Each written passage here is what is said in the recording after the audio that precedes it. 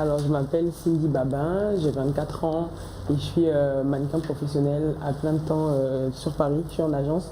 En fait, Aïka, ça signifie en Yoruba sphère environnement. Déjà, la lutte, comme vous avez vu, c'est la défense des femmes noires et métissées dans la sphère médiatique. Ça parle de mon expérience, donc on parle de mode, mais on a vraiment ouvert à médiatique et à l'art en général.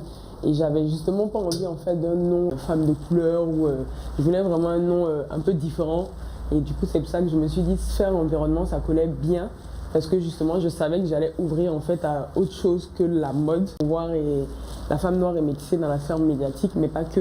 On met aussi également, notre plateforme met en avant en fait des femmes dans les domaines artistiques. Aussi au niveau sportif, la difficulté pour moi, c'était les mensurations. Parce que la vraie difficulté, c'est que quand j'arrivais, que je me présentais aux agences, ils me répondaient, même quand ils étaient intéressés, tu es très jolie, mais on a atteint notre quota de femmes noires, ou on a déjà une noire et autres.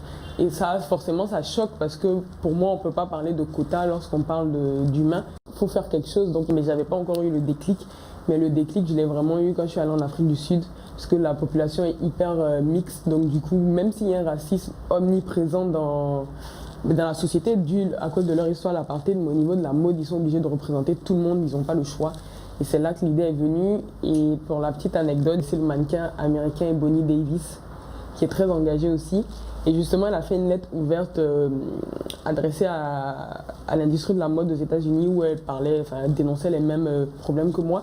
Et elle a parlé aussi des quotas. Et c'est à partir de là que ça fait tic dans ma tête. Et je me suis dit, avec leur histoire de quotas, on peut faire tout un projet et leur montrer justement que les quotas n'existent pas en représentant différents profils, comme j'ai fait pour le premier volet où on a pris une vingtaine de femmes qui sont vraiment différentes physiquement, autant au niveau des cheveux, carnation, même dans le style vestimentaire. Donc pour montrer que non, les quotas ne tiennent pas, parce que même dans les 5 femmes qui prennent, elles ont les mêmes styles physiques. C'est en ce moment la tendance, c'est les femmes très fines, très foncées de peau, les cheveux courts, un peu style Lupita Nyong'o, et les métisses, c'est un peu comme moi, les cheveux bouclés. Alors le plan d'action, déjà on a la plateforme donc, où est sorti le projet artistique. On compte de faire encore d'autres projets artistiques parce que comme je le dis, des fois une image vaut mieux que 1000 mots.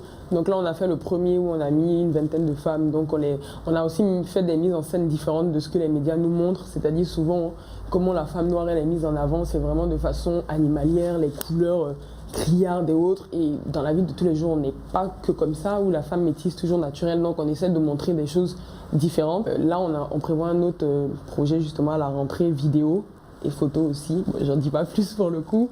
Et aussi au DTA, on a aussi un site avec une rubrique web magazine où il y a des articles d'opinion où par exemple, moi et aussi l'équipe, on va parler par exemple de sujets sensibles en fonction de notre vécu, et forcément ça peut favoriser le dialogue ou toucher d'autres personnes. On met en avant des interviews donc de femmes et même d'hommes dans le domaine artistique essentiellement. Pourquoi artistique? Parce que surtout en Afrique, en fait, l'art a une image un peu négative, en fait, dans le sens où c'est plus les côtés négatifs qui ressortent du milieu, alors qu'il y a énormément de côtés positifs. Et puis ces personnes qui sont dans l'art, c'est des personnes vraiment battantes parce que c'est pas facile de se faire une place.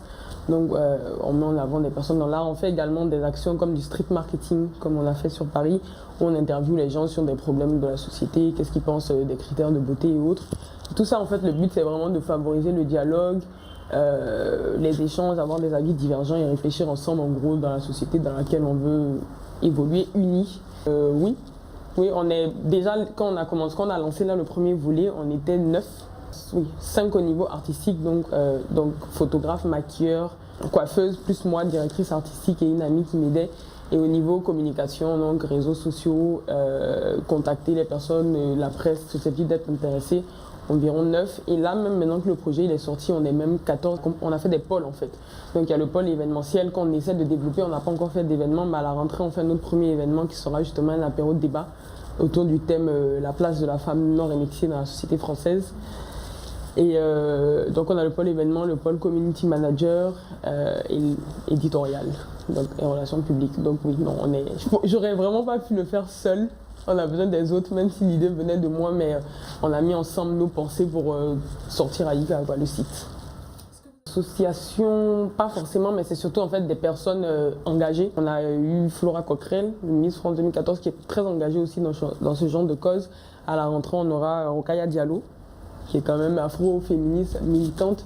Et après, j'ai contacté pas mal aussi la presse, oui, mode. Même pour l'instant, j'avoue que j'ai encore du mal à les toucher. mais on a quand même eu pas mal de soutien au niveau de la communauté. Alors on peut adhérer par deux moyens, enfin on peut faire des dons vu qu'on est une association, donc les gens peuvent faire des dons, ou alors ils peuvent adhérer pour apporter donc leurs compétences intellectuelles. C'est simple en fait, ils envoient leur CV et l'aide de motivation et après on les rencontre. Et il faut avoir une grande sensibilité pour la cause surtout, je pense. Moi sur mes réseaux sociaux, vu que je fais beaucoup de pubs dessus, je sais que j'ai pas mal d'abonnés qui m'ont écrit, qui m'ont dit que c'est vrai qu'il y a certaines choses, réalités qu'ils ne réalisaient pas en fait que c'était si grave. Donc ils m'ont dit que depuis qu'Aïka est sorti, ils ont une vision différente. Ça, ce sont mes abonnés. Et après, j'ai demandé un peu au reste de l'équipe qui m'ont dit pareil, les mêmes retours. Après, la difficulté qu'on a du public, c'est que les personnes blanches qui ne se sentent pas concernées, pourtant on essaie de les toucher, ils nous considèrent de communautaires, de souvent racistes, alors que pas du tout en fait. C'est juste des réalités qu'on veut leur faire comprendre parce que moi je me dis que c'est même pas de leur faute, ils ne le vivent pas au quotidien, donc des fois ils ne peuvent pas comprendre. Mais dès que tu veux leur expliquer poliment, ils se mettent à dos, ils te traitent de raciste, de communautaire, ils deviennent grossiers. Donc on va dire que c'est plus cette cible-là qui est encore difficile et qu'on essaie vraiment d'avoir, mais on continue. On a dû avoir 80% de retours positifs quand même. Bon, le cœur de cible reste la France, parce que bon, on est tous basés sur la France. Et puis je trouve qu'en France, le problème est encore plus grave, quoi. Les mentalités mettent énormément de temps à évoluer. Mais sinon, non, moi je compte en fait carrément, enfin je vise carrément l'international, quoi. Donc notamment aussi en Afrique, parce que je pense qu'ici il y a un besoin aussi. Il y a beaucoup de potentiel qui est inexploité et vu qu'en fait dans l'équipe on voyage tous, on a cette chance de beaucoup bouger. Moi avec le mannequinat je bouge un peu partout. Quand je vais aller aux États-Unis par exemple, être métis, être noir aux États-Unis c'est différent qu'être noir en France, donc ça montre aussi une expérience différente. Donc ça je compte en parler. L'Afrique du Sud aussi, je me sers en fait de tous mes voyages dans le mannequinat pour développer et avoir une visée en fait internationale. Un peu des deux en fait. Rosa Parks parce qu'elle défend la cause noire quand même, et Dalai Lama parce que pour le côté pacifique, parce qu'on ne veut pas en fait rentrer en guerre, et aussi de la compassion, donc un peu des deux. Je trouve que oui quand même, parce que déjà Sonia Rolland ça date à je sais pas combien d'années, il n'y en a pas tout le temps en fait justement, et c'est dommage en fait parce qu'il y a un potentiel. Et comme je l'ai dit au début, Lupita Nyong'o elle est très belle, elle est très charmante, mais pour moi en fait elle n'est pas représentative de toute la beauté noire. C'est le stéréotype qu'on voit justement en ce moment, la peau très foncée, les cheveux courts, que je trouve très jolis, mais c'est pas représentatif de la beauté noire. Et à l'opposé, tu as Naomi Campbell qui date aussi depuis très longtemps, qui elle, c'est vraiment la beauté quand même occidentalisée, les extensions. Mais en fait, j'ai remarqué que dans le mannequinat, tu as les deux extrêmes, soit le style Naomi Campbell, soit Lupita Nyong'o. Mais entre, tu as quand même toute une diversité qui n'est pas représentée. Donc ça fait plaisir, ça montre qu'il y a des évolutions, surtout Lupita Nyong'o, elle est très médiatisée. Mais il n'y a pas que ça en fait pour moi. C'est encore stéréotypé malgré les avancées, les clichés persistent en fait. Il faut une diversité. Bon, comme j'ai dit, t'as Lupita, t'as une Naomi Campbell, t'as des filles qui ont les gros afros, t'as différentes carnations, t'as pas parce que Lupita elle est très foncée, t'as des filles qui sont plus claires, t'as des traits aussi du visage différents. Parce que dans le milieu du mannequinat en ce moment, ils prennent soit les filles aux traits très fins, limite, qui se rapprochent de la physionomie caucasienne, ou alors vraiment très, comme ils aiment dire, mais que j'aime pas ce terme, négroïde. Mais c'est vraiment des cases en fait, mais t'as toute une diversité qui est compliqué. Enfin, je pense qu'ils n'arrivent pas à voir. Même moi qui suis métisse, une fois je suis allée à un casting et ça m'avait choqué.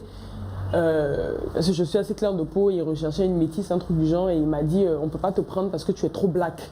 Et je lui ai dit mais ça veut dire quoi ça? Et il m'a dit en fait c'est pas ta peau mais tu es trop black dans les traits du visage. Donc en fait ils recherchent vraiment, comme je dis, des traits. Des fois ils préfèrent prendre une fille très foncée mais qui a des traits hyper fins et qui fera comme ils veulent. Donc c'est pour ça que je dis qu'il y a une diversité qui est inexploitée en fait. Moi je dis quand même qu'il faut se lancer en fait, parce que c'est en tentant que tu verras si ça marche ou pas, et que même si c'est très difficile, parce que je pense que le mannequinat, même la mode c'est difficile pour tout le monde, que tu sois blanche, noire, asiate, mais c'est encore plus difficile quand tu es noire. Il faut juste qu'elle sache que ça va être compliqué, ça c'est clair, qu'il y aura pas mal d'obstacles, mais qu'après avec de la persévérance on peut y arriver. Et tu peux aller dans une agence qui va te dire non, on veut pas de toi, tu corresponds pas à mon profil, tu vas pas réussir, et une autre va te dire non, viens parce que elle a les clients pour.